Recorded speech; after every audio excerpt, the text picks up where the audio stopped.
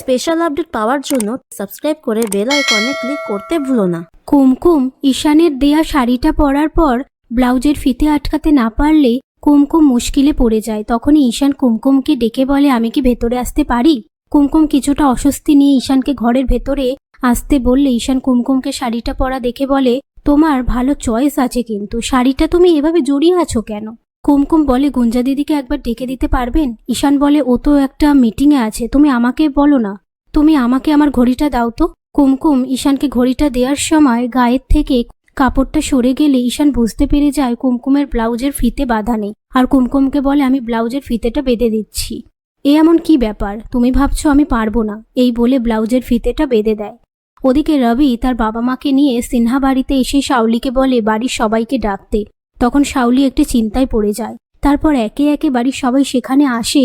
এদিকে শাহরু ঈশানকে গিয়ে বলে, রবির বাবা মা এসেছে, সবাইকে ডাকছে, কিছু একটা বলতে চায়। ঈশান বলে, ঠিক আছে, আমরা দেখা করেই বেরিয়ে যাব। পাশ থেকে কুমকুম বলে, আপনার বোনের হবু বর শ্বশুর শাশুড়ি এসেছে, এভাবে আমরা বাড়ি থেকে বেরিয়ে গেলে ব্যাপারটা খারাপ দেখাবে।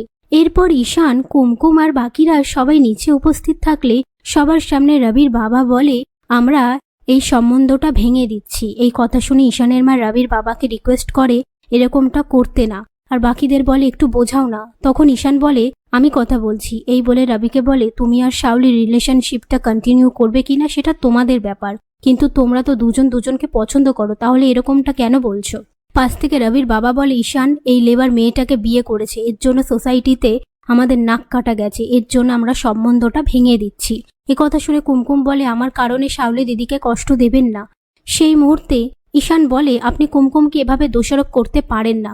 এসব কথার মধ্যে শাওলি কাঁদতে কাঁদতে রবিকে বলে, রবি তুমি কেন কিছু বলছো না, কিছু বলো। এই বলে রবির হাত ধরে টানতে টানতে ঘরে নিয়ে এসে রিকোয়েস্ট করে যাতে সম্বন্ধটা ভেঙে না দেয়।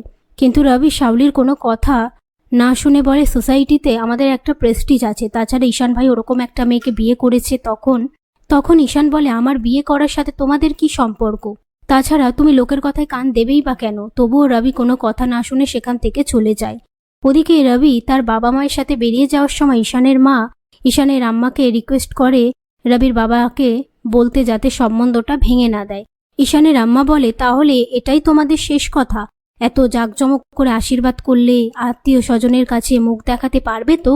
ঈশানের মা বলে, আমি আপনাকে কথা বলতে বললাম, আপনি কেন এই ধরনের কথা বলছেন? এরপর রবি তার বাবা মাকে নিয়ে সেখান থেকে চলে যায়।